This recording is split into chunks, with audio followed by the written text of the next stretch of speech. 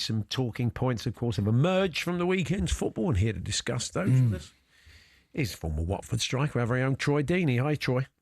Afternoon, gentlemen. How you doing? Not so bad. I said you've never been one to openly criticise Arsenal in the past, so we are going to have to ask you to do something you generally don't do. But yeah, I think you do have your own thoughts about Mikel Arteta's approach yesterday in the draw with City. Yeah, I'm one to keep my thoughts reserved, is what I'd like to say. Oh yeah. But no, I just think they've got a fantastic squad. I think his approach is very similar to Gareth Southgate's, which is he will get you so far. He's very solid, has a pragmatic approach, but he's got wonderful talents there. Just let them off the leash. Just let them off the leash. That front three, if they would have went with Saka for 60 minutes, Madueke and Eze playing, I guarantee you Man City would have been blown away. Yeah, I mean, I tend to agree with you. When you were playing, though, Troy, did a manager... Because I think 3 managers got it wrong this weekend, at least. Do they ever... I mean, publicly, they all go, no, that's exactly what I meant to do, and it was all fine. But privately, do they come in the dressing room? Would Maresca, for example... That was on me, boys. Say, actually, I got that completely wrong. I should have taken Palmer off, not you two, and done it like that. Probably not. No. Most managers aren't going to tell you that they got it wrong. They may address it in a debrief that maybe we could do something different the next time. But they're very rarely have I been around where a manager says, I got that wrong. Very rarely. Would the players, you think, be a bit frustrated when you feel like play well in the dressing room though? No, that's probably right. But when you feel like you've got a squad that can go toe to toe with anybody, and you're playing a team that played 48 hours after you did, I mean, will players be a bit frustrated? Maybe would there be a bit of chat at training saying, maybe we should have had Dan break off a little bit more. We could have won that. Yeah, and it'll happen instantaneously after in the change room as well. It will feel to Arsenal like it was a good point in the end because they nicked it, obviously. It was a great finish as well from Martinelli. I don't want to go away from that. No. But even him now, he'll be having questions saying, why aren't I playing? He'll be talking to his agent saying, do we have an out here? Because even if Eze doesn't play or Saka's out, well, Trossard starts before me. So these are the questions that players have, and they start to think. And again, if you're Eze, you've just watched Cole Palmer come off injured, Jude Bellingham's not back, Foden's not firing.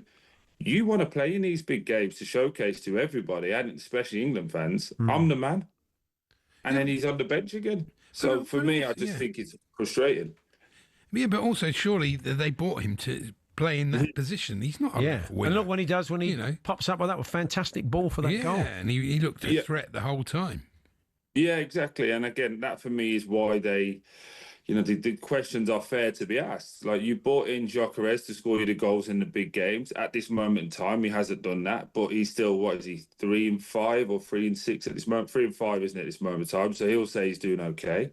But you bought in these players for the big matches, because last year and the year before, you fell short in these big matches. So you have to now go and win them. And I think he's got no excuses. You've got unbelievable talent. No one from Man City was arguing about how many injuries they've got, because they've got a lot of injuries, by the way. And it's always been about, Arsenal, we've got injuries, Saka's not back and Odegaard's out. Okay, but you've bought in Madueke, you bought in Eze, you bought in Gyökeres. You should be in a position to go and take it on, and they didn't do that, in my opinion. It's another one that got away. Do you think it's Pep that plays into it? You think he's slightly in awe of Pep and he overthinks it a little bit? He did it against Liverpool, though. Same thing. Yeah, I guess. Yeah, I would say, I agree. I think if he did do it against Liverpool, you could probably make that argument, but he did it against Liverpool. And now you have to... I think his approach is, and this is just me speaking out loud, I think he thinks if we don't lose the big games, those boys will take points off each other and we'll win everybody else. Yeah. Yeah, I think that's the thing. I agree with you. No, they're quite... I mean, we talked a bit about the new boys in the Premier League, the new strikers who are kind of feeling their way in. Another pretty quiet game for Gyökeres again, wasn't it? Yeah. You'll try to get me in trouble here, aren't you? I think they call that a leading question. Yeah. Look. I think the kid is a good kid. He's a good striker. Obviously, played against him when he was at Coventry. I'm just not convinced he's the guy for the big games. And if you look through the history of his goals, he very rarely scores his goals against the top teams. It's always 2s and 3s against the lesser teams, like we've seen against Leeds, for example.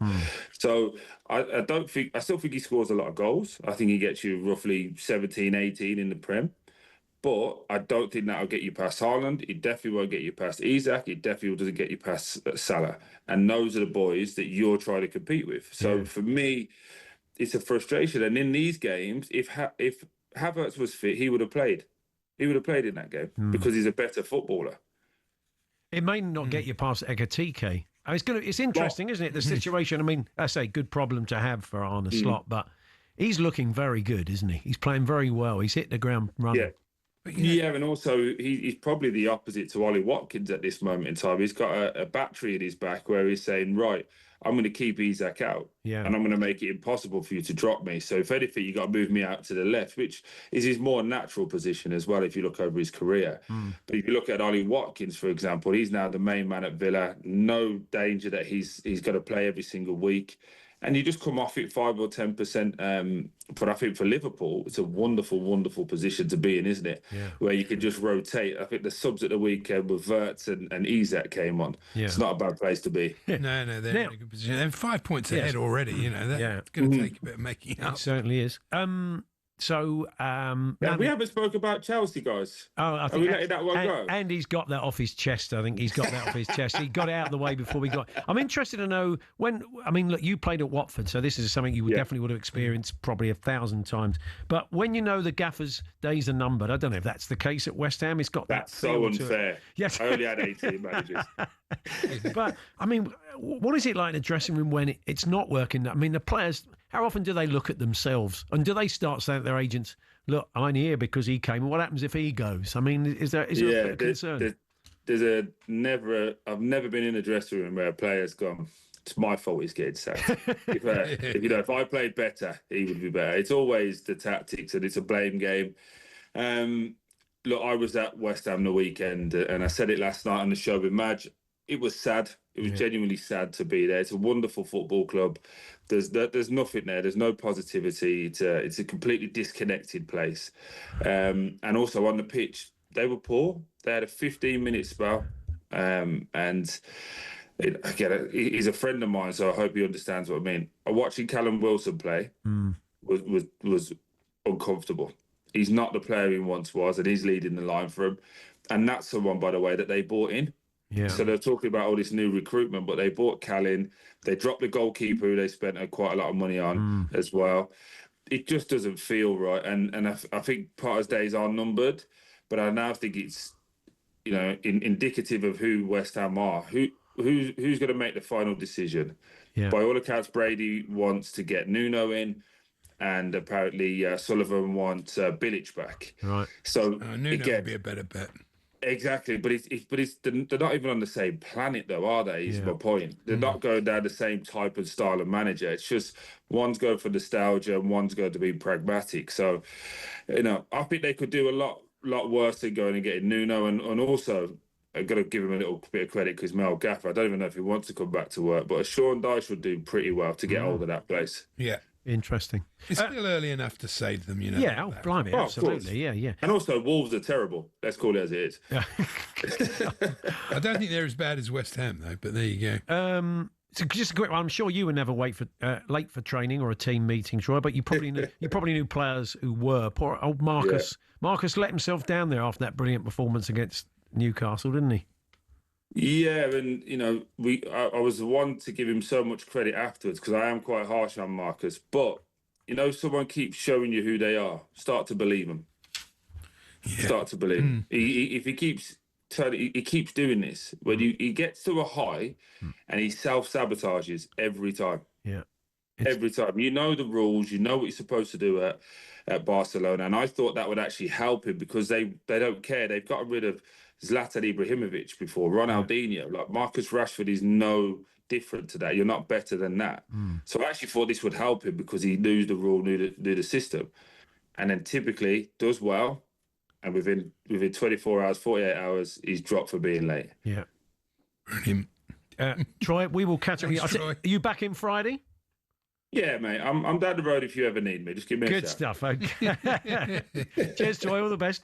Cheers, lads. Bye-bye. Troy Deeney there, resplendent in his MLS shirt. And if you're watching telly, you'll know that. You can now watch talkSPORT on Samsung and LG TVs, Fire TV, Chromecast, Apple TV, or just grab the app on Android and Google TV. We're even on Prime Video. That's talkSPORT live on your screen as well as your speakers. We will go game by... Paul Hawksbee and Andy Jacobs, Monday to Friday afternoons 1 till 4 on AM, on DAB, via the talkSPORT app and on your smart speaker. talkSPORT.